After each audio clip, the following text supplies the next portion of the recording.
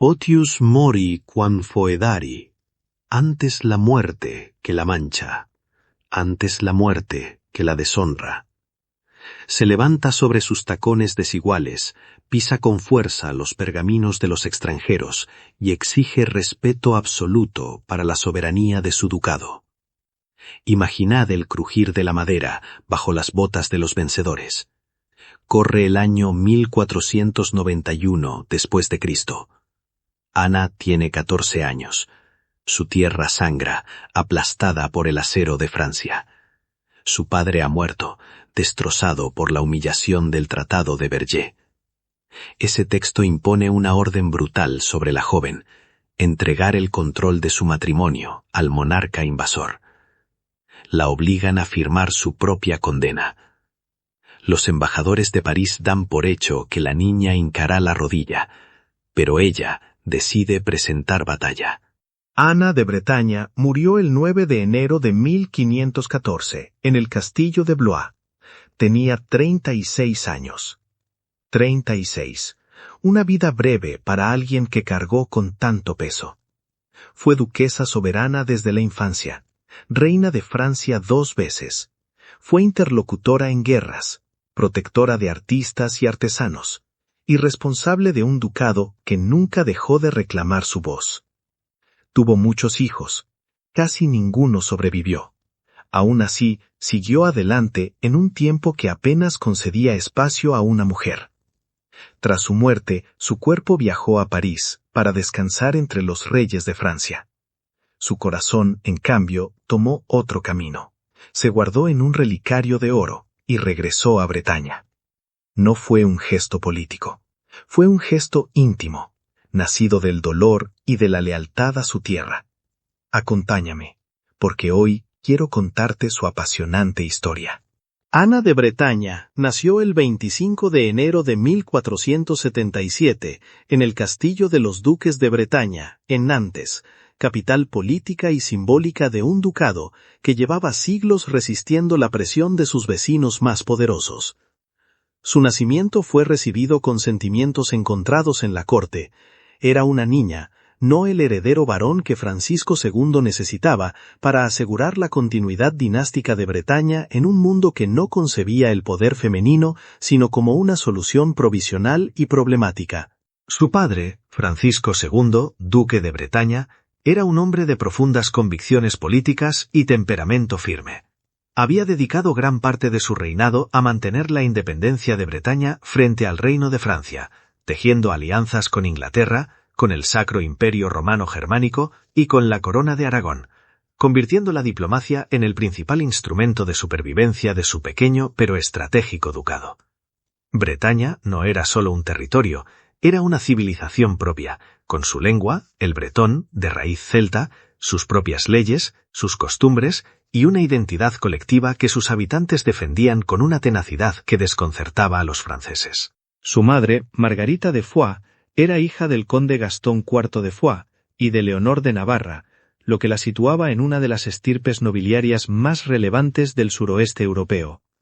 Margarita era una mujer cultivada y de carácter sereno, cuya influencia en la educación temprana de Ana fue más profunda de lo que la historia oficial ha reconocido. Sin embargo, su presencia en la vida de sus hijas fue trágicamente breve. Margarita de Foix murió en 1486, cuando Ana contaba apenas 9 años, dejando a la niña y a su hermana menor, Isabeau, bajo la tutela de su padre, y en la práctica al cuidado de Françoise de Dinan, dama de alto rango que asumió la dirección de su formación. Françoise de Dinan comprendió desde el principio que Ana no era una niña ordinaria y que su educación no podía ser ordinaria tampoco. En una época en que la instrucción femenina se limitaba con frecuencia a las artes del hogar, la música decorativa y la devoción religiosa, Ana recibió una formación excepcionalmente amplia. Aprendió latín y griego, estudió historia y retórica, se familiarizó con la música de forma seria y disciplinada, y desarrolló desde muy joven una afición por la botánica y las ciencias naturales que la acompañaría toda su vida y que quedaría inmortalizada décadas después en las páginas de las grandes horas de Ana de Bretaña, el extraordinario manuscrito iluminado realizado por Jean Bourdichon entre 1503 y 1508, conservado hoy en la Bibliothèque Nationale de France, en el que más de 300 plantas aparecen representadas con una precisión científica que refleja el genuino interés intelectual de la reina por el mundo natural. Pero la infancia de Ana no estuvo marcada únicamente por los libros y la música. Había en su vida cotidiana una circunstancia física que moldearía su carácter de forma silenciosa y persistente. Una malformación congénita hacía que una de sus piernas fuera ligeramente más corta que la otra, provocándole una cojera discreta pero perceptible. En una corte donde la apariencia física era un instrumento de poder y donde cualquier signo de debilidad podía ser explotado por los adversarios, esta condición obligó a Ana a desarrollar desde niña una relación particular con su propio cuerpo, aprendiendo a proyectar autoridad y elegancia a pesar de, o quizás precisamente a través de aquello que otros podrían haber convertido en motivo de burla. Su respuesta, años después, sería tan práctica como reveladora de su inteligencia. Encargó el diseño de calzado con tacones de diferente altura para compensar la diferencia entre ambas piernas, una solución que los historiadores del vestido consideran uno de los primeros ejemplos documentados de calzado ortopédico de carácter cortesano. El mundo político que rodeaba a esta niña estudiosa y observadora era, mientras tanto, cada vez más tenso. Francia no ocultaba sus ambiciones sobre Bretaña. Luis XI, el rey que había convertido la intriga en método de gobierno, había presionado durante años las fronteras del ducado. Cuando murió en 1483, le sucedió su hijo Carlos VIII, un joven de 13 años cuya minoría de edad dejó el gobierno efectivo de Francia en manos de su hermana mayor, Ana de Bouge, una mujer de inteligencia excepcional y voluntad de hierro que los contemporáneos comparaban con su propio padre. La regente no tenía ninguna intención de abandonar las pretensiones francesas sobre Bretaña. Al contrario, veía en la fragilidad del ducado y en la ausencia de un heredero varón la oportunidad perfecta para consumar una anexión que Francia llevaba décadas planeando. Francisco II lo sabía, y sabía también que el tiempo no jugaba a su favor. La muerte de Margarita de Foix en 1486 alteró el equilibrio frágil que existía en la corte de Nantes. Francisco II, ya entrado en años y con la salud cada vez más deteriorada, intensificó la educación política de Ana de manera casi instintiva, como si el tiempo le apremiara y supiera, aunque no lo dijera en voz alta, que su hija tendría que estar preparada para gobernar sola antes de lo que cualquiera desearía. La llevaba a las reuniones del Consejo Ducal, le explicaba los mecanismos de las alianzas que mantenía con las potencias europeas, le mostraba los mapas y los documentos diplomáticos. Era una educación informal, pero extraordinariamente práctica para una niña que aún no había cumplido los 10 años. Existe el testimonio recogido por el cronista Alain Bouchard, secretario personal de la reina y autor de las Grandes Chroniques de Bretagne, publicadas en 1514, el mismo año de la muerte de Ana, que describe a la joven duquesa como una niña de memoria prodigiosa y capacidad de concentración inusual, que escuchaba los debates del consejo sin intervenir, pero que después era capaz de reproducirlos con una precisión que asombraba a los consejeros veteranos. Mientras Ana crecía entre libros y consejos de Estado, Francia apretaba el cerco. Ana de Beaujeu, la regente, había comprendido que la mejor manera de absorber Bretaña no era necesariamente la guerra abierta, costosa, impopular e internacionalmente arriesgada, sino la presión sostenida, la infiltración diplomática y el control sobre los matrimonios de las herederas del ducado. Era una estrategia fría y metódica, característica de una mujer a quien su propio padre, Luis XI, había descrito como la mujer más hábil de Francia. Francisco II respondió como siempre había respondido, buscando aliados. Negoció con Enrique VIII de Inglaterra, con Maximiliano de Habsburgo, con Fernando de Aragón. Intentó construir una coalición suficientemente sólida como para disuadir a Francia de cualquier acción militar directa. Pero sus aliados, cada uno absorbido por sus propios problemas dinásticos y territoriales, respondieron con promesas tibias y compromisos vagos. Bretaña estaba más sola de lo que Francisco II quería admitir. El desenlace llegó el 28 de julio de 1488, en los campos cercanos a Saint-Aubin-du-Cormier, en el noreste de Bretaña. Las fuerzas bretonas, reforzadas por contingentes mercenarios y algunos soldados enviados tardíamente por sus aliados, se enfrentaron al ejército francés en una batalla que duró pocas horas. La derrota fue aplastante y sin paliativos. Miles de soldados bretones murieron o fueron capturados. La resistencia armada del ducado quedó prácticamente destruida en una sola jornada. Francisco II, enfermo y sin recursos militares para continuar, no tuvo más opción que negociar. El resultado fue el Tratado de Vergères, firmado el 19 de agosto de 1488 y conservado en los Archives Nationales de France.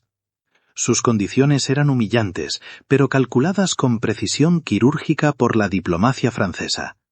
Bretaña renunciaba a mantener un ejército propio de cierta entidad, cedía el control de varias plazas fronterizas y, en la cláusula más decisiva de todas, el duque se comprometía a no casar a sus hijas sin el consentimiento expreso del rey de Francia. Era una trampa legal impecable. El futuro de Bretaña quedaba atado al futuro matrimonial de una niña de 11 años. Francisco II sobrevivió al Tratado de Vergères apenas 6 semanas. Murió el 9 de septiembre de 1488 en Couëron, consumido por la enfermedad y, según quienes estuvieron presentes en sus últimas horas, por el peso de haber firmado un documento que hipotecaba el destino de su hija y de su ducado. Las crónicas de Bouchard sugieren que el duque murió con la conciencia de que había hecho cuanto estaba en su mano, pero que el resultado final dependería de una voluntad más joven y más firme que la suya. Ana tenía 11 años cuando recibió la noticia de la muerte de su padre. No hay registros precisos de cómo vivió ese momento en privado. Lo que sí registra la historia es lo que ocurrió en público. En los días siguientes, los consejeros del ducado se reunieron para organizar la sucesión, y Ana se presentó ante ellos no como una niña en duelo, sino como la heredera legítima que reclamaba lo que le correspondía. Fue coronada duquesa de Bretaña en la Catedral de Reims, con toda la solemnidad que el protocolo ducal exigía, ante una corte que la observaba con una mezcla de respeto, incertidumbre y, en algunos casos, calculado oportunismo. Bretaña tenía duquesa. Tenía 11 años, una cojera que jamás ocultó, una formación intelectual fuera de lo común, y una situación política que habría hecho vacilar a gobernantes con décadas de experiencia.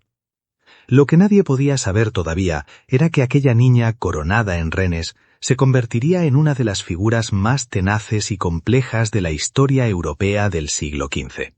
Francia lo averiguaría pronto. La muerte de Francisco II dejó a Bretaña en una situación que los diplomáticos europeos de la época describían sin ambajes como desesperada. El ducado había perdido su ejército en Saint-Aubin-du-Cormier. Había firmado el Tratado de Vergères que cercenaba su autonomía matrimonial y política, y su nueva soberana era una niña de 11 años sin experiencia de gobierno, sin marido y sin heredero. Para Francia, que llevaba décadas esperando el momento adecuado para absorber el ducado, las circunstancias no podían ser más favorables.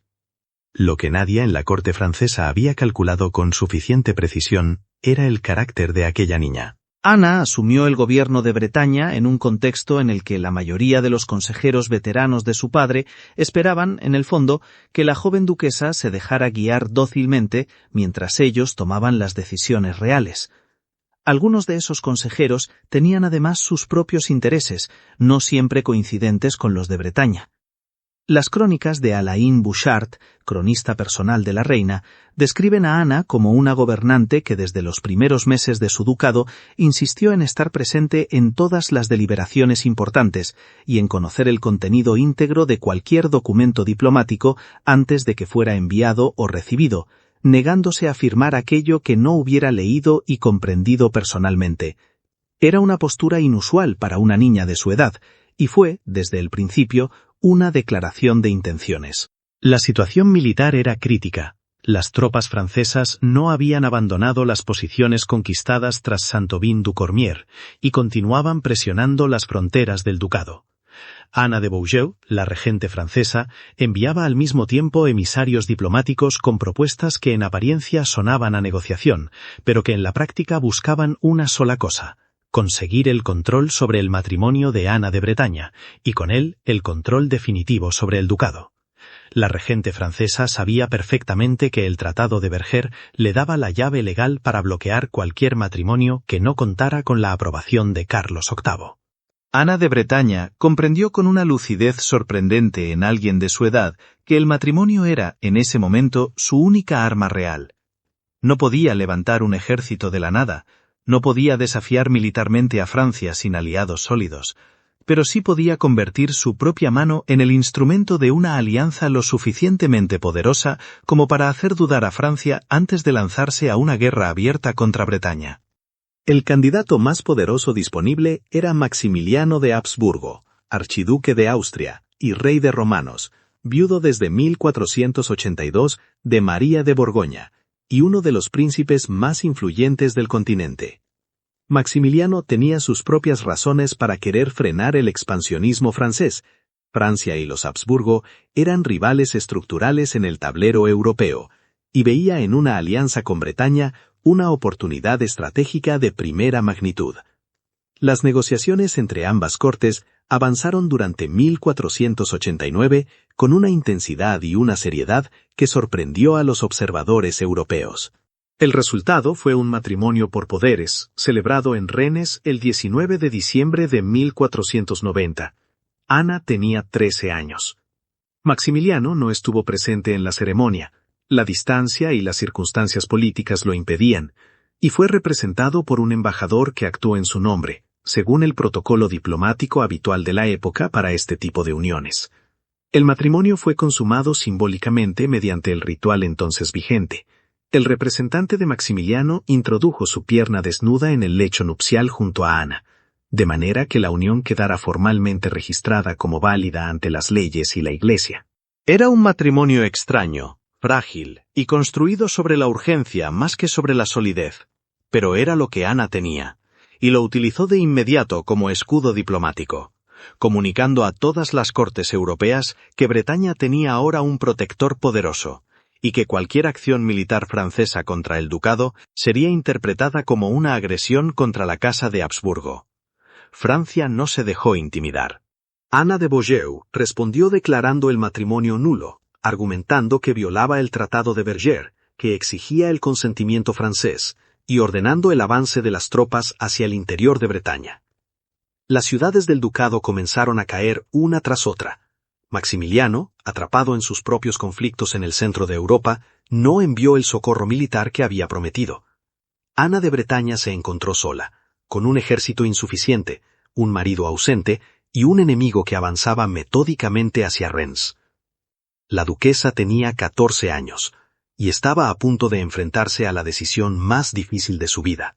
El invierno de 1490 a 1491 fue el más duro que Ana de Bretaña había vivido hasta entonces, y no precisamente por las temperaturas.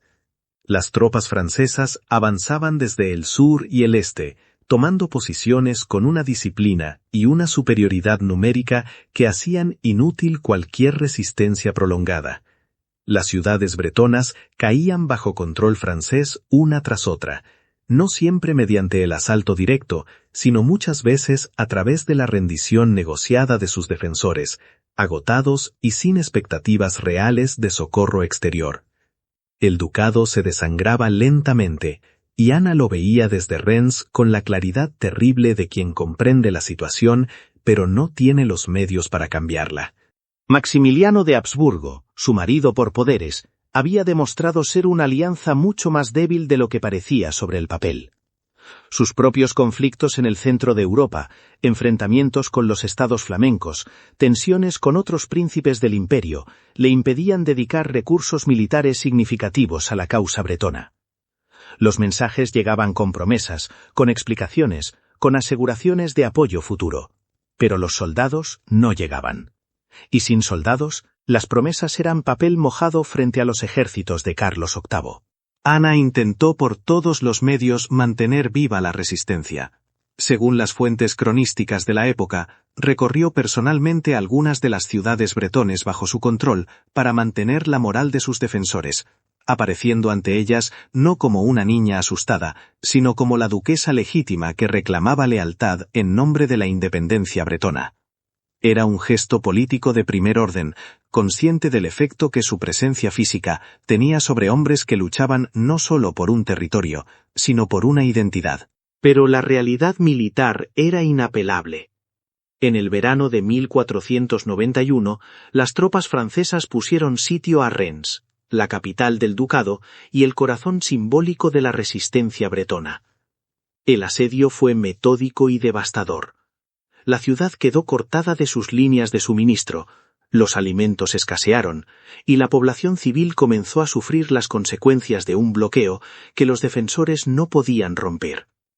Ana recibió en esos meses mensajes desesperados de los notables de la ciudad que le suplicaban que encontrara una solución antes de que Rennes cayera por el hambre y el agotamiento de sus habitantes.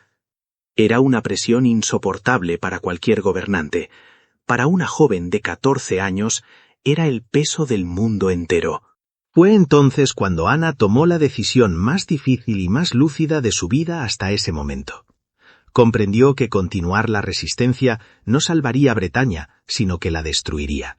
Que una ciudad tomada por asalto sufre consecuencias mucho más brutales que una ciudad que negocia su rendición. Y que su única posibilidad de preservar algo, las leyes bretonas, las instituciones del ducado, la identidad de su pueblo, era negociar desde una posición de derrota militar, pero con la inteligencia suficiente para arrancar las mejores condiciones posibles. Abrió negociaciones con Carlos VIII de Francia. Lo que siguió fue uno de los procesos diplomáticos más complejos y más desiguales de finales del siglo XV. Carlos VIII quería Bretaña, pero también quería legitimidad. Una anexión por la fuerza bruta generaría resistencia interna y críticas internacionales. Un matrimonio con la duquesa legítima, en cambio, daría a Francia lo que buscaba con un barniz de legalidad que ningún monarca europeo podría cuestionar abiertamente. Para conseguirlo, Carlos VIII tenía que resolver primero un problema técnico nada menor. Ana estaba casada, aunque fuera por poderes, con Maximiliano de Habsburgo. La solución fue puramente política. El matrimonio con Maximiliano fue declarado nulo por las autoridades eclesiásticas. Los argumentos jurídicos para la anulación no faltaban, dado que el Tratado de Verrières había sido violado desde el principio, y el camino quedó despejado para la boda entre Ana y Carlos VIII.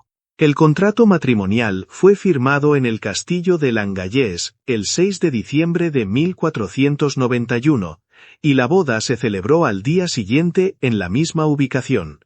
Este documento, conservado en los Archives Nationals, contenía una cláusula de consecuencias históricas extraordinarias. En caso de que Ana enviudara sin descendencia viva, estaría obligada a casarse con el sucesor al trono francés. Era una cadena legal que ataba el destino de Bretaña al de Francia de manera casi irreversible. Ana tenía 14 años cuando firmó ese contrato. Sabía exactamente lo que firmaba. No era una víctima ignorante de las maquinaciones de otros, sino una gobernante que había agotado todas las alternativas y que elegía, entre las opciones que le quedaban, la que ofrecía mayores posibilidades de preservar algo de lo que más le importaba. Bretaña no sería libre, pero quizás, si ella jugaba bien sus cartas desde dentro del poder francés, podría sobrevivir como entidad diferenciada. Esa esperanza, tenue pero real, sería el motor de los siguientes 22 años de su vida. La niña que había sido coronada duquesa, entre lágrimas que no derramó, cruzó las puertas del castillo de Langallés, como reina de Francia.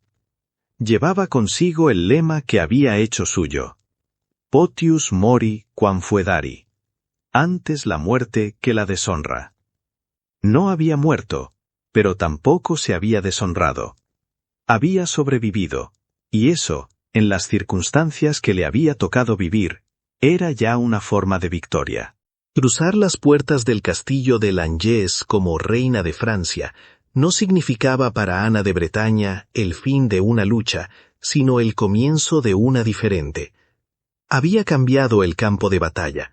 Ya no eran las murallas de Rennes ni las fronteras del ducado, sino los pasillos de la corte francesa.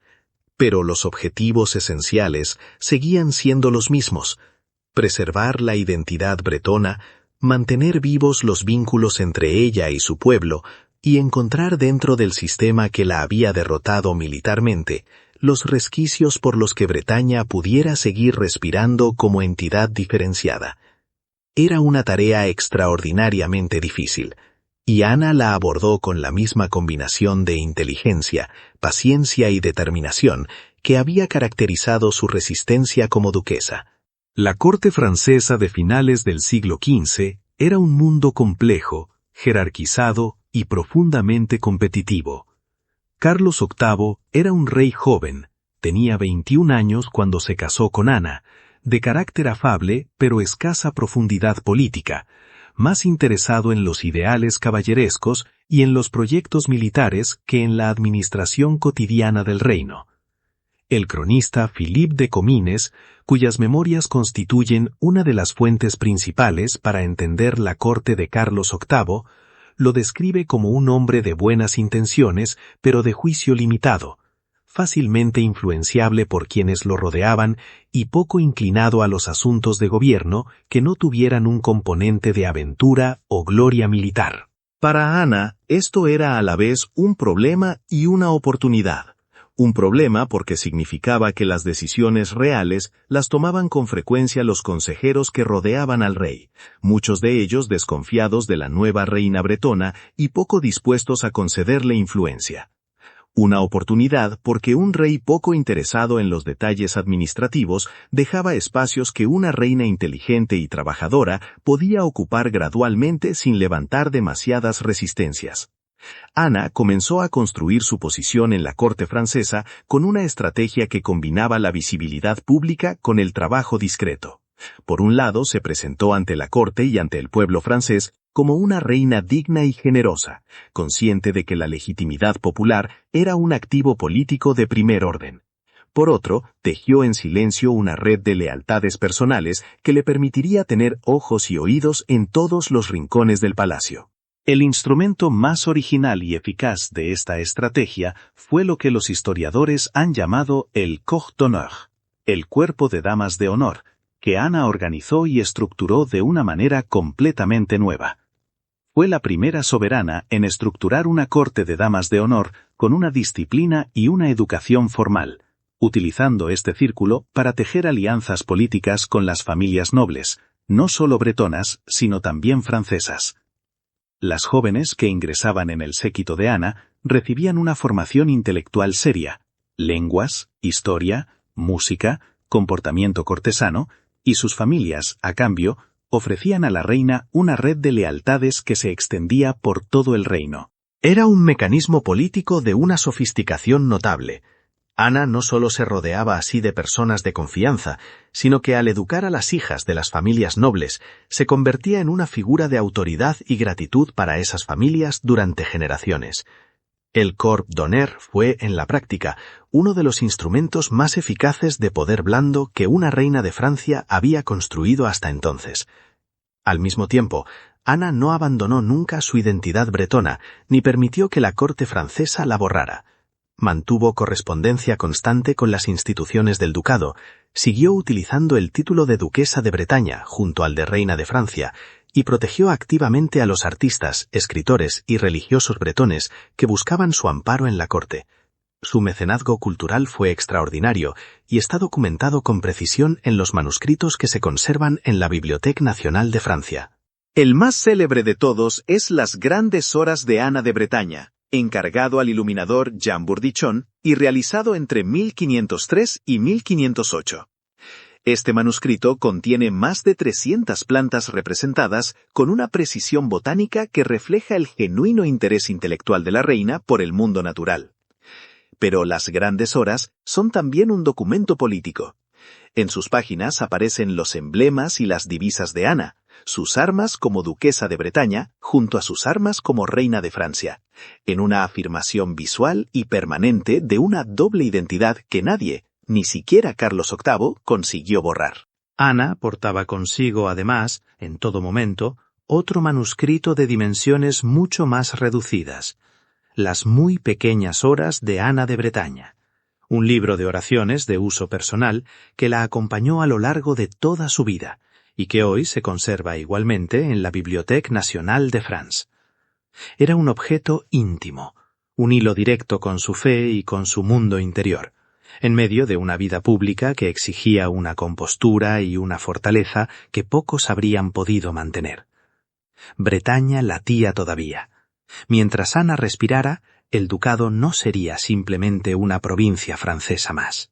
Los años centrales de la década de 1490 estuvieron marcadas para Ana por una experiencia que ninguna formación intelectual ni ninguna habilidad política podía amortiguar del todo: la pérdida repetida de sus hijos. El contrato matrimonial de Langés exigía descendencia para que Bretaña mantuviera alguna posibilidad de futuro autónomo, y Ana lo sabía. Cada embarazo era, por tanto, no solo un acontecimiento personal, sino un acto político de primera magnitud, cargado de esperanza y de presión simultáneamente. Los resultados fueron devastadores. Ana tuvo varios hijos con Carlos VIII, ninguno de los cuales sobrevivió más allá de la infancia. Los historiadores han documentado al menos 3 embarazos durante este periodo, con nacimientos que en algunos casos produjeron niños que vivieron apenas días o semanas. Las causas exactas se desconocen con certeza, aunque la historiografía médica moderna ha especulado con diversas explicaciones, desde incompatibilidades genéticas hasta las condiciones sanitarias propias de la época. Lo que sí es indudable es el efecto acumulativo que estas pérdidas tuvieron sobre Ana, tanto físicamente como en términos del desgaste emocional que cualquier ser humano experimenta ante la muerte repetida de sus hijos recién nacidos. La reina, sin embargo, no se permitió el lujo de derrumbarse públicamente. La corte francesa era un entorno en el que la debilidad se pagaba con la pérdida de influencia, y Ana había construido demasiado durante esos años como para ceder terreno. Continuó con sus funciones, mantuvo activo su corps d'honneur, siguió protegiendo a los artistas y escritores bretones y franceses que gravitaban en torno a su figura, y administró con rigor los asuntos relacionados con Bretaña que seguían pasando por sus manos. Fue en este período cuando Ana adoptó una de las costumbres que es uno de los datos más llamativos de su biografía: el uso del blanco como color de luto. La tradición del luto en negro estaba profundamente arraigada en Europa, pero Ana, tras la muerte de varios de sus hijos, comenzó a utilizar el blanco como expresión de duelo, un color que en la simbología medieval y renacentista estaba asociado a la pureza, la inocencia y la dignidad ante la muerte. Esta práctica, que Ana mantendría también tras la muerte de Carlos VIII, fue adoptada posteriormente por otras reinas de Francia durante el siglo XVI y constituye uno de los legados culturales más inesperados y duraderos de su figura. La tragedia personal y el dolor de las pérdidas no impidieron que Ana siguiera funcionando como una figura política activa. Carlos VIII, entretanto, había lanzado sus ambiciones hacia Italia, embarcándose en una campaña militar que ocupó gran parte de su atención y de los recursos del reino entre 1494 y 1496. Durante las ausencias del rey en campaña, Ana ejerció funciones de regencia o de gobierno delegado en Francia, lo que le proporcionó una experiencia directa en la administración del reino que reforzó aún más su ya considerable capacidad política. El desenlace llegó de manera completamente inesperada, con la brutalidad azarosa que caracteriza a veces a la historia. El 7 de abril de 1498, Carlos VIII murió en el castillo de Amboise, a consecuencia de un traumatismo craneal sufrido al golpearse la cabeza con el dintel de una puerta baja, mientras se dirigía a presenciar un partido de pelota. Tenía 27 años. La muerte fue rápida y sin signos previos de enfermedad, lo que la convirtió en un golpe completamente imprevisto para toda la corte. Para Ana, la noticia tenía una dimensión política inmediata y urgente, que se superponía al duelo personal. Carlos VIII moría sin descendencia viva, y el contrato matrimonial de Langés, firmado 7 años antes en las circunstancias que ya conocemos, contenía la cláusula que ahora se activaba con toda su fuerza. Ana de Bretaña estaba obligada a casarse con el sucesor al trono de Francia. El sucesor era Luis de Orleans, que accedía al trono como Luis XII. Aquí, la historia presenta uno de sus giros más sorprendentes. Porque Ana no era ahora la duquesa derrotada y asediada que había firmado el contrato de Langeais a los 14 años, sin otra opción real sobre la mesa. Era una mujer de 21 años, con 7 años de experiencia en la corte francesa más poderosa de Europa, con una red de alianzas cuidadosamente construida, con un conocimiento profundo de los mecanismos del poder y con una reputación internacional que la convertía en una figura de peso propio, no simplemente en el apéndice de un rey. Esta vez, Ana de Bretaña negociaría desde una posición muy diferente. Vistió de blanco para llorar a Carlos VIII, tal como era ya su costumbre. Y mientras la corte francesa procesaba el impacto de una muerte tan repentina, la duquesa de Bretaña comenzó a calcular con frialdad y precisión las condiciones bajo las cuales estaría dispuesta a cumplir con la cláusula de Langeais. Bretaña tendría una segunda oportunidad, y Ana no pensaba desperdiciarla.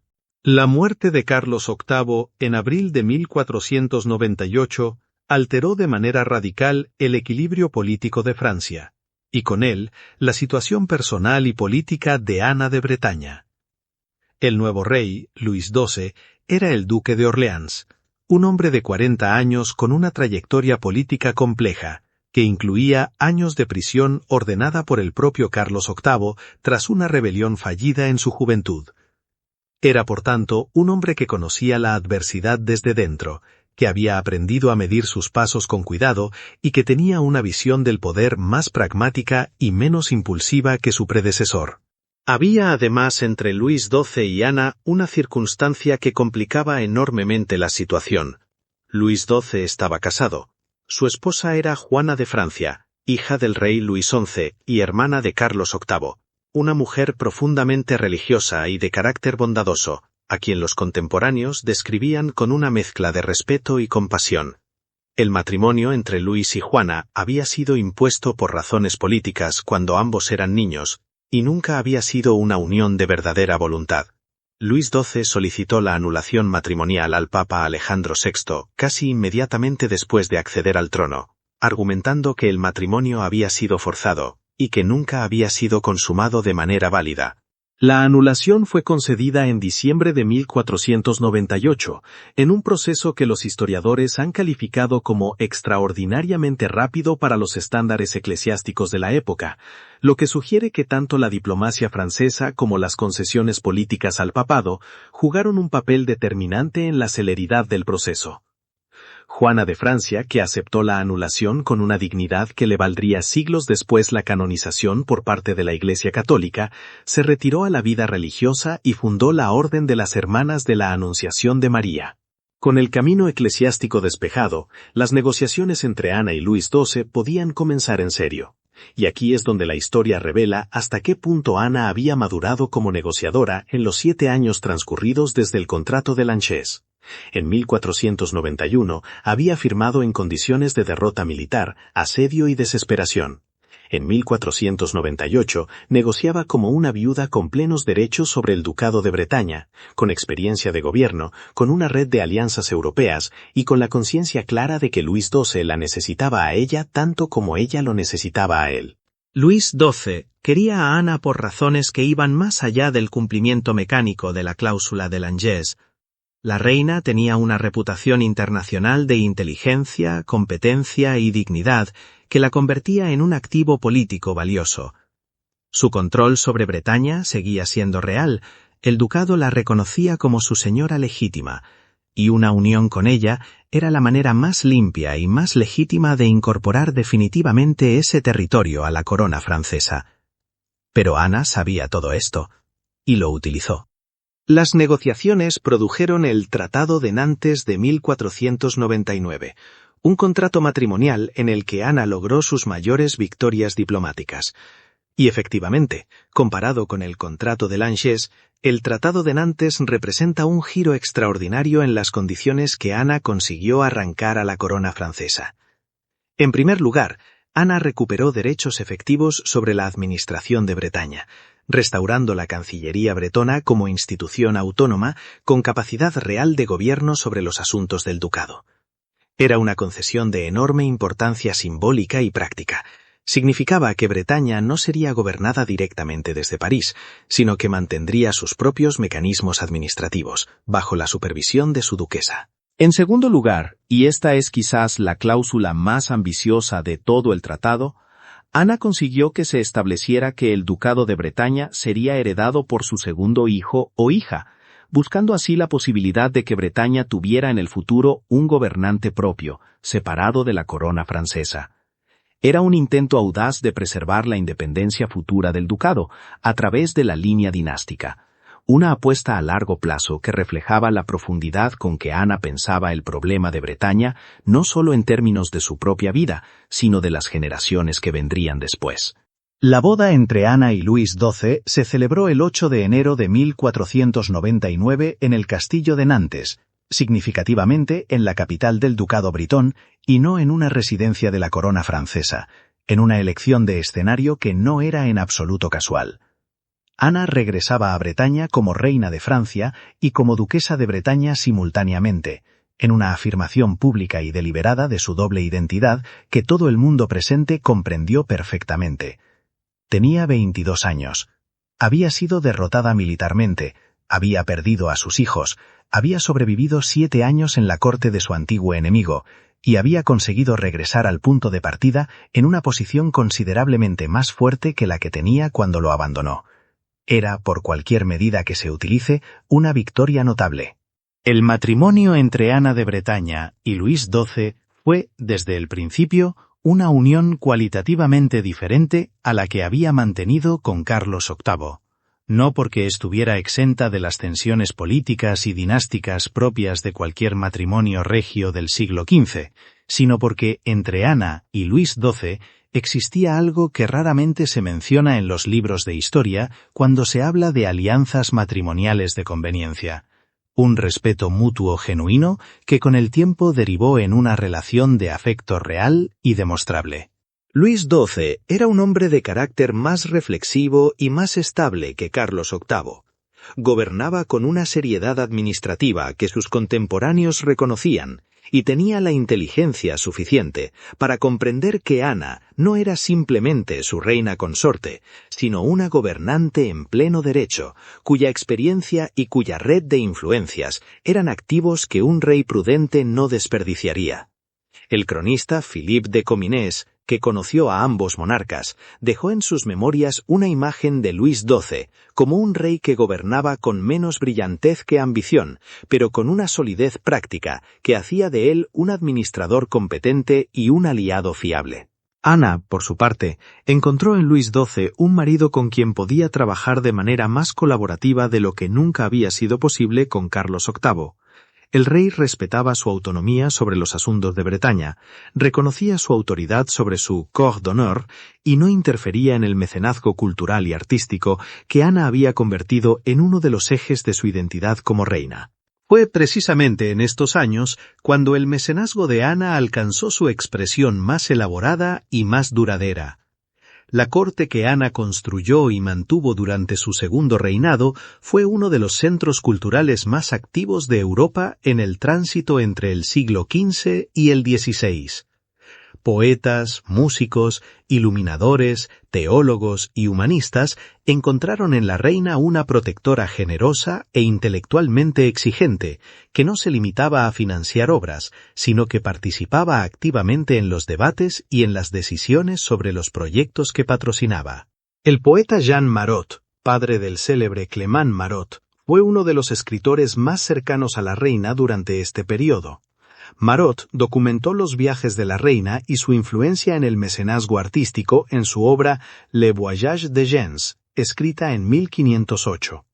Su presencia en la corte de Ana es indicativa del tipo de ambiente intelectual que la reina cultivaba, no la pompa decorativa de una corte interesada únicamente en el espectáculo, sino un espacio de producción cultural seria, donde la literatura y las artes tenían una función que iba más allá del entretenimiento. Al mismo tiempo, Ana continuó administrando Bretaña con una atención constante a los asuntos del ducado. La restauración de la Cancillería bretona que había conseguido en el Tratado de Nantes no era un logro puramente simbólico, sino una herramienta de gobierno real que Ana utilizó activamente.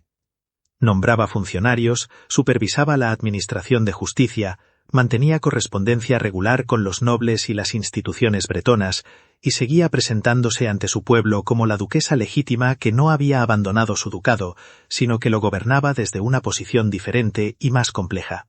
El lema «Potius mori quam faedari», antes la muerte que la deshonra, seguía apareciendo en sus divisas y estandartes personales. Era una afirmación de identidad que cobraba un significado especialmente rico en el contexto de su segundo reinado. Ana no había muerto ni se había deshonrado. Había sobrevivido, había negociado, había construido y seguía construyendo. El lema era ahora no solo una declaración de resistencia, sino casi una descripción de su trayectoria vital. Sin embargo, la sombra que había oscurecido su primer matrimonio volvió a cernirse sobre el segundo, con una persistencia que ningún logro político ni cultural podía iluminar del todo. La cuestión de la descendencia seguía siendo el centro nervioso de todo. El Tratado de Nantes había establecido que el segundo hijo heredaría Bretaña, pero para que esa cláusula tuviera algún efecto, era necesario tener hijos, y los hijos de Ana seguían muriendo. Entre 1499 y 1505, Ana tuvo varios embarazos con Luis XII. Los registros históricos documentan al menos 4 gestaciones en este periodo, con resultados trágicos. Nacimientos prematuros, niños que vivían apenas horas o días, esperanzas que se apagaban antes de consolidarse. El desgaste físico y emocional que esta sucesión de pérdidas imponía sobre una mujer que al mismo tiempo gobernaba un ducado, administraba una corte y mantenía la tensión de ser permanentemente observada y juzgada, era de una magnitud que las fuentes de la época apenas rozan, quizás porque nadie en aquel tiempo tenía el vocabulario adecuado para describirlo. Quien sí sobrevivió, con una tenacidad que parecía reflejar la de su propia madre, fue una niña nacida en octubre de 1499, Claudia de Francia. Por primera vez desde que Ana se había convertido en reina, había una hija viva, una heredera, una posibilidad real de futuro. Era considerado poco, pues era una niña, pero en la vida de Ana de Bretaña, poco había sido desde siempre mucho, y esa hija era suficiente para seguir adelante. El nacimiento de Claudia de Francia en octubre de 1499 fue el primero de los escasos momentos de alivio genuino que Ana de Bretaña experimentó en su vida. Después de años de pérdidas sucesivas, de niños que llegaban al mundo sin fuerza suficiente para quedarse en él, Claudia sobrevivió, creció. Y con ella creció también, por primera vez en mucho tiempo, algo parecido a la esperanza en el corazón de su madre. Pero la alegría de Ana ante la supervivencia de su hija estaba atravesada desde el principio por una preocupación política que no podía ignorar. Claudia era una niña, no el varón que las leyes sucesorias del momento privilegiaban, y su futuro dependería en gran medida de con quién se casara. Ana comprendió desde muy pronto que el matrimonio de Claudia sería el próximo gran campo de batalla en la guerra que llevaba años librando por el futuro de Bretaña. Porque si Claudia heredaba el ducado y se casaba con el heredero de Francia, la absorción de Bretaña por la corona francesa sería definitiva e irreversible. Era exactamente lo que Ana había pasado toda su vida intentando evitar. La solución que la reina concibió fue tan audaz como coherente con su forma de entender la política: buscar para Claudia un marido que no fuera el delfín de Francia. El candidato que Ana tenía en mente era Carlos de Habsburgo, nieto de Maximiliano de Austria, el mismo Maximiliano con quien ella había intentado aliarse años atrás, y heredero de un patrimonio territorial y político que lo convertiría con el tiempo en el emperador Carlos V. Un matrimonio entre Claudia y Carlos de Habsburgo habría sacado a Bretaña de la órbita francesa y la habría vinculado a la red de poder de los Habsburgo, manteniendo viva la posibilidad de una identidad bretona separada de Francia. Las negociaciones para este matrimonio avanzaron durante varios años y llegaron a producir acuerdos preliminares que parecían encaminarse hacia una solución favorable a los intereses de Ana. Sin embargo, Luis XII tenía planes completamente distintos para su hija y para Bretaña. El rey quería casar a Claudia con Francisco de Angulema, el heredero presunto al trono francés, garantizando así que Bretaña permaneciera vinculada a Francia independientemente de lo que ocurriera con la línea sucesoria directa. Era la posición opuesta a la de Ana, y entre ambos cónyuges se desarrolló durante años una pugna diplomática y política de baja intensidad, pero de enorme trascendencia para el futuro del ducado. Luis XII acabó imponiéndose. Claudia fue prometida a Francisco de Angulema, y con esa decisión, el destino de Bretaña quedó sellado de una manera que Ana no pudo evitar a pesar de todos sus esfuerzos. Fue una de las pocas batallas políticas importantes que la reina perdió de manera definitiva durante su segundo matrimonio, y su peso sobre ella fue considerable, porque significaba que el trabajo de toda una vida, preservar Bretaña como entidad diferenciada, tendría a un límite que ella no podría superar. Mientras esta batalla se desarrollaba en los pasillos de la corte, Ana seguía enfrentándose en privado al agotamiento físico de una maternidad que no daba tregua. En 1503 nació Ana de Francia, que murió al poco tiempo. En 1504 nació un niño que tampoco sobrevivió. En 1505 el ciclo de esperanza y pérdida volvió a repetirse con otro embarazo que no llegó a término. Los registros precisos de estos años son fragmentarios y no siempre coincidentes entre las distintas fuentes históricas, pero el patrón general es indiscutible. Ana de Bretaña sometió su cuerpo a una serie de embarazos sucesivos en condiciones físicas que se deterioraban progresivamente con cada gestación. La medicina de la época no tenía los instrumentos para comprender, y mucho menos para tratar, las causas de estas pérdidas repetidas. Los médicos de la corte podían ofrecer remedios, reposo, cambios de aires. Lo que no podían ofrecer era una explicación real ni una solución efectiva. Ana lo sabía, y sin embargo continuaba, porque la presión dinástica y política que pesaba sobre ella no desaparecía con el dolor ni con el cansancio. En medio de todo esto, la reina encontraba tiempo y energía para seguir siendo la figura cultural que había construido con tanto cuidado. Sus grandes horas, en las que Jean Bourdichon trabajaba durante estos años con una dedicación y una maestría que producirían una de las obras más extraordinarias del arte medieval tardío, eran también, en cierto modo, un refugio. Las más de 300 plantas representadas en sus páginas, con una precisión que admiró a sus contemporáneos y sigue admirando a los historiadores del arte, reflejaban el mundo interior de una mujer que encontraba en la belleza y en el orden de la naturaleza algo que la vida política y la vida reproductiva le negaban con frecuencia: la certeza de que las cosas crecen, florecen y tienen un lugar propio en el mundo. Ana de Bretaña tenía poco más de 30 años y ya llevaba en el cuerpo el peso de varias vidas. En los primeros años de la segunda década del siglo XVI, Ana de Bretaña presentaba ante el mundo la imagen de una reina en la plenitud de su poder. Su corte era uno de los centros culturales más admirados de Europa. Su influencia política sobre los asuntos de Bretaña seguía siendo real y activa.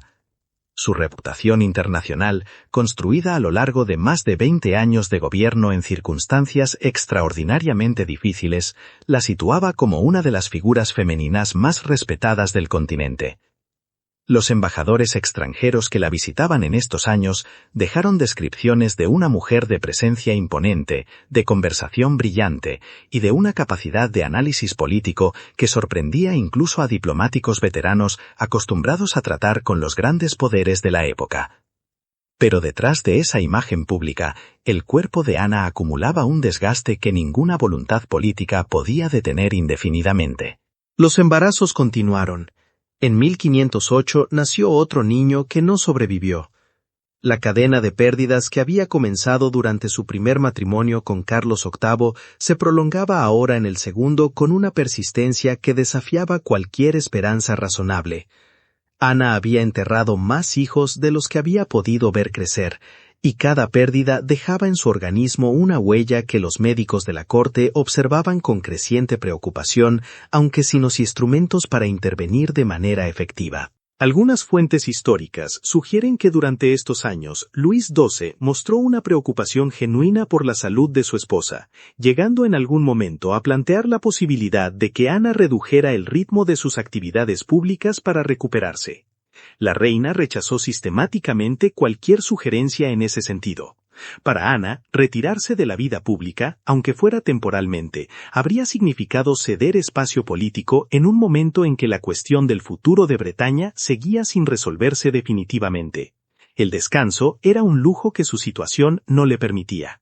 En octubre de 1510 nació Renata de Francia, la segunda hija de Ana y Luis XII, que sobrevivió a la infancia. Como recogen las notas históricas, Renata sería una de las dos únicas hijas que Ana vería crecer, junto con Claudia, de todos los hijos que llevó al mundo a lo largo de sus dos matrimonios. El nacimiento de Renata fue recibido con alegría, pero también con la conciencia agridulce de que una segunda hija no resolvía el problema dinástico fundamental. Bretaña necesitaba un heredero varón para que la cláusula del Tratado de Nantes sobre la independencia futura del ducado pudiera activarse. Ana no abandonó esa esperanza. En 1511 quedó embarazada de nuevo, en lo que sería su último embarazo. El niño nació muerto o murió en los primeros días de vida. Los registros precisos de este último embarazo varían según las fuentes, pero el resultado fue el mismo que en tantas ocasiones anteriores. Otra pérdida, otro duelo, otro golpe sobre un cuerpo que había llegado al límite de lo que podía soportar.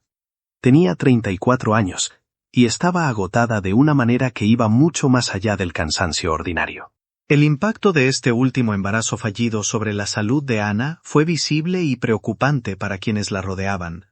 La reina, que siempre había proyectado una energía y una determinación que desmentían cualquier signo de debilidad, comenzó a mostrar síntomas físicos que ya no podía ocultar completamente. Los dolores articulares, que algunos historiadores han relacionado con cálculos renales u otras dolencias crónicas agravadas por los sucesivos embarazos, se hicieron más frecuentes e intensos. Los médicos de la corte documentaron en estos años un deterioro progresivo de su salud general, que Luis XII y los consejeros reales observaban con una preocupación que las fuentes diplomáticas de la época reflejan con claridad. Y sin embargo, Ana siguió gobernando, siguió administrando Bretaña desde la corte francesa, siguió manteniendo su corps d'honneur con la misma exigencia y la misma disciplina que había caracterizado esa institución desde sus inicios. Siguió recibiendo a poetas y artistas, siguió supervisando los asuntos del ducado, siguió siendo la reina que había aprendido a ser desde que tenía 11 años, y que no sabía o no podía permitirse ser otra cosa. Claudia y Renata crecían a su lado. En Claudia, prometida ya a Francisco de Angulema, Ana veía el reflejo de su propio destino. Una mujer cuyo matrimonio sería decidido por razones políticas que poco tenían que ver con su voluntad. Era una herencia amarga, y Ana lo sabía, pero también sabía que Claudia había recibido la misma educación rigurosa y amplia que ella misma había tenido, que conocía la historia de Bretaña y que llevaba en su sangre el lema que había guiado a su madre a lo largo de toda su vida. Si Ana no había podido salvar la independencia de Bretaña, al menos había salvado su memoria, y la había depositado en las manos de sus hijas con la esperanza de que ellas supieran qué hacer con ella. Era todo lo que podía hacer, y lo había hecho hasta el final de sus fuerzas. El año 1512 encontró a Ana de Bretaña en una encrucijada que combinaba, de la manera más cruel posible, el agotamiento físico con la lucidez intelectual intacta. Su cuerpo había pagado un precio extraordinario por décadas de embarazos, pérdidas, tensiones políticas y la exigencia constante de gobernar sin mostrar nunca debilidad en un entorno que habría aprovechado cualquier signo de fragilidad para reducir su influencia.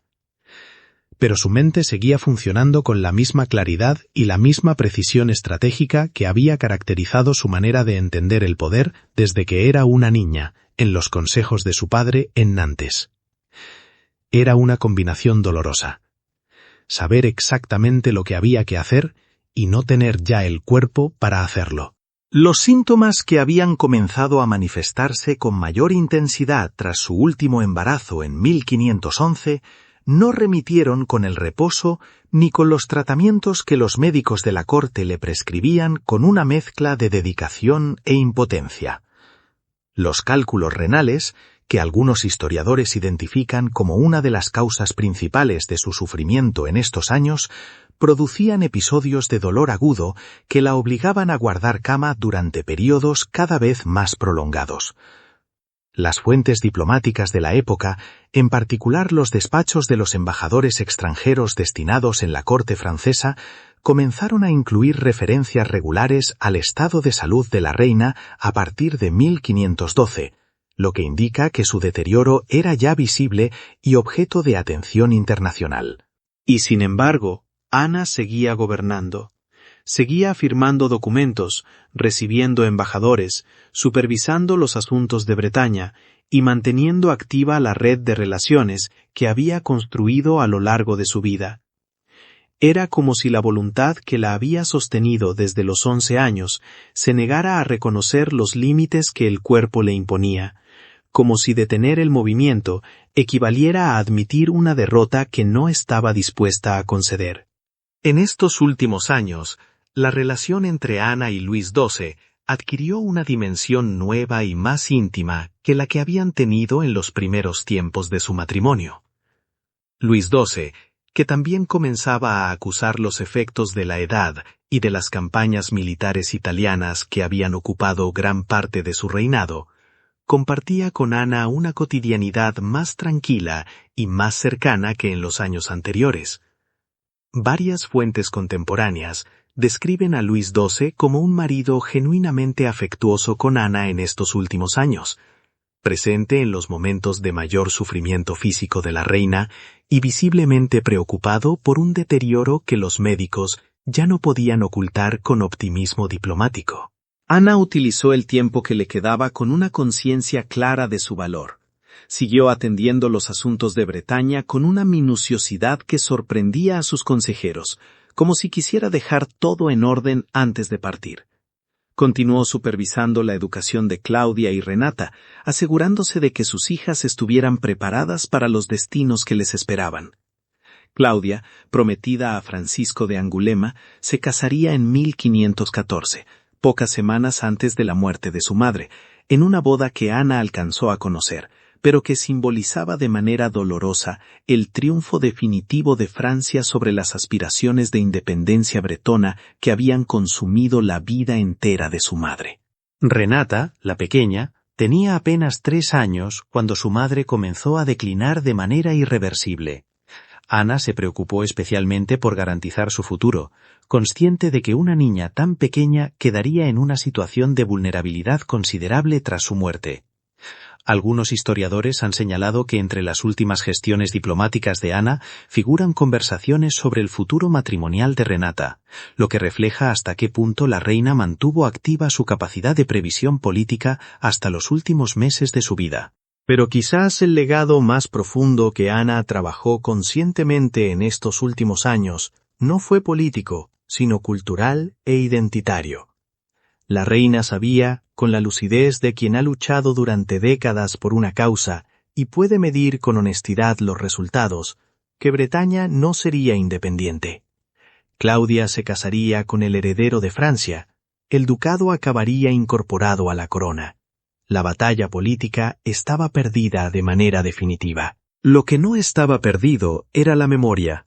La lengua bretona seguía viva en los mercados y en las aldeas del ducado. Las instituciones que Ana había preservado y reforzado, la Cancillería bretona, las leyes propias, las tradiciones administrativas del ducado, seguían funcionando.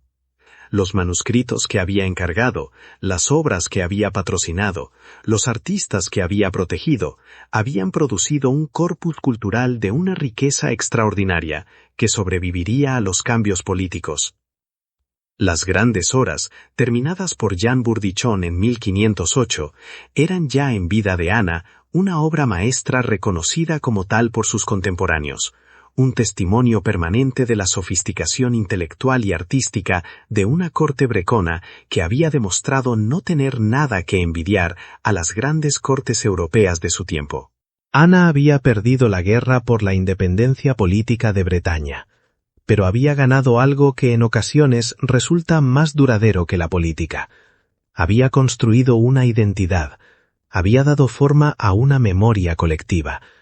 Había convertido a Bretaña en algo más que un territorio en disputa. La había convertido en una historia. Y esa historia, encarnada en su propia figura, sobreviviría siglos después de que los tratados y los ejércitos que la habían derrotado fueran apenas una nota a pie de página en los libros de historia. El lema que había llevado consigo toda su vida resonaba ahora con un significado que iba más allá de la resistencia política.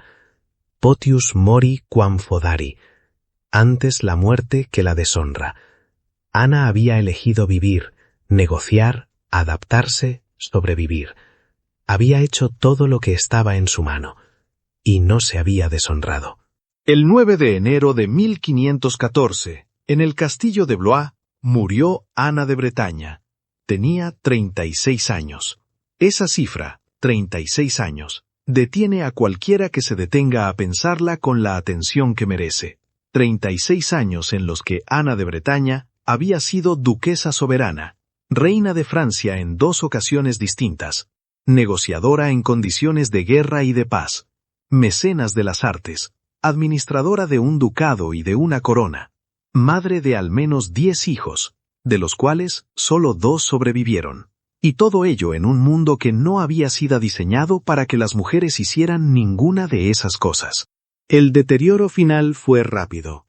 Durante los últimos años, Ana había sufrido episodios de dolor intenso en el costado y en la zona lumbar, crisis que los médicos de la corte no lograban aliviar. Hoy, la historiografía interpreta que aquellos síntomas pudieron deberse a cálculos renales, una dolencia que en su tiempo no podía diagnosticarse como tal, pero cuyos efectos encajan con las descripciones de la época. En los últimos meses de 1513, esos ataques se hicieron más frecuentes y más prolongados, y para finales de ese año, todos en Blois comprendían que la reina no se recuperaría. Las crónicas la muestran consciente y lúcida casi hasta el final, ocupándose de los asuntos pendientes con una determinación que sus médicos y sus damas encontraban tan admirable como inquietante, como si se negara a conceder a la muerte el privilegio de interrumpir su trabajo. Luis XII, que se encontraba en el castillo de Blois junto a ella, vivió los últimos días de Ana con una aflicción que las fuentes contemporáneas describen como genuina y profunda. El rey, que también padecía problemas de salud considerables en esos años, sobrevivió a su esposa apenas 11 meses. Murió en enero de 1515, lo que llevó a algunos cronistas de la época a sugerir que el dolor por la pérdida de Ana había acelerado su propio fin. Sea cual sea la verdad médica detrás de esa afirmación, lo que resulta indudable es que la muerte de Ana dejó en la corte francesa un vacío que sus contemporáneos reconocieron de manera inmediata y unánime. Ana de Bretaña murió siendo lo que había sido desde los 11 años, la duquesa de Bretaña. No solo la reina de Francia, no solo la esposa de 2 reyes, sino la duquesa, la señora de un pueblo, de una lengua, de una identidad, que había defendido con todos los instrumentos que tuvo a su disposición, a lo largo de una vida entera. Ese era el título que ella misma había antepuesto siempre a todos los demás, y ese era el título con el que la historia acabaría recordándola. Los preparativos funerarios fueron organizados con la pompa y la solemnidad que correspondían a una reina de Francia. El cuerpo de Ana fue trasladado a París y depositado en la Basílica de Saint-Denis, el panteón tradicional de los reyes de Francia, donde reposan los restos de los monarcas que han gobernado el reino desde la Alta Edad Media. Era un honor indiscutible. Pero Ana de Bretaña había dejado instrucciones precisas sobre algo que no estaba dispuesta a dejar en manos del protocolo francés. Su corazón debía volver a Bretaña.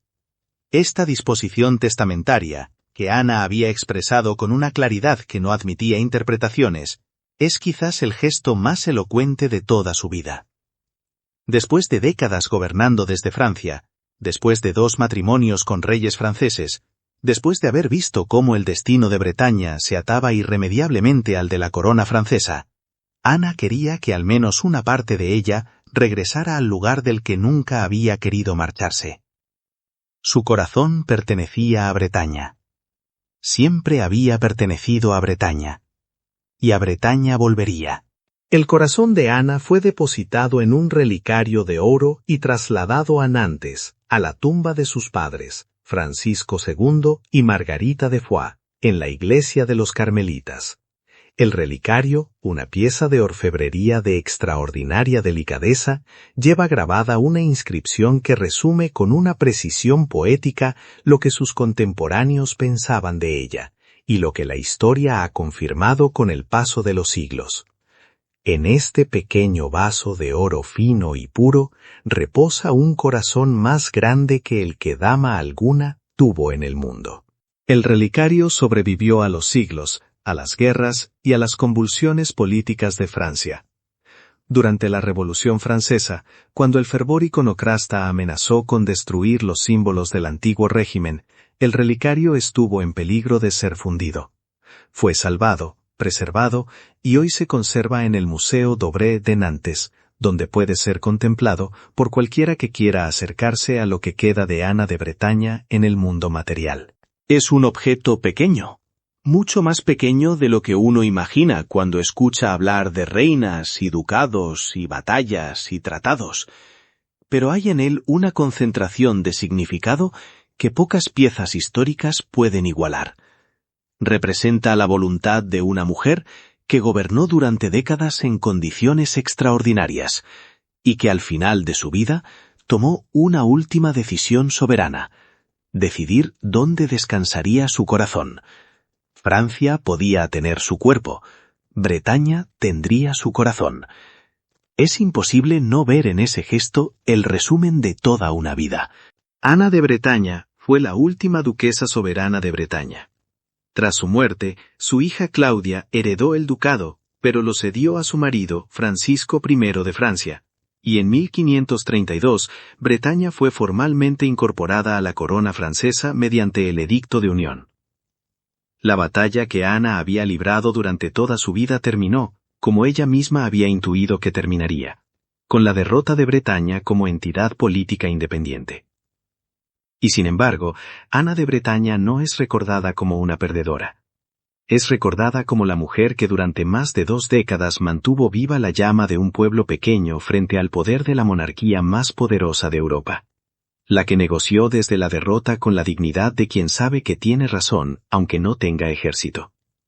La que convirtió su propia vida, con todas sus pérdidas y todas sus limitaciones, en un acto de resistencia sostenida que sus contemporáneos admiraron, y que la historia no ha olvidado. El lema que eligió para sí misma y que llevó en sus estandartes durante toda su vida adulta sigue siendo la mejor descripción de quién fue. Potius mori quam fuedari. Antes la muerte que la deshonra. Ana de Bretaña no murió deshonrada, murió habiendo hecho todo lo que estaba en su mano.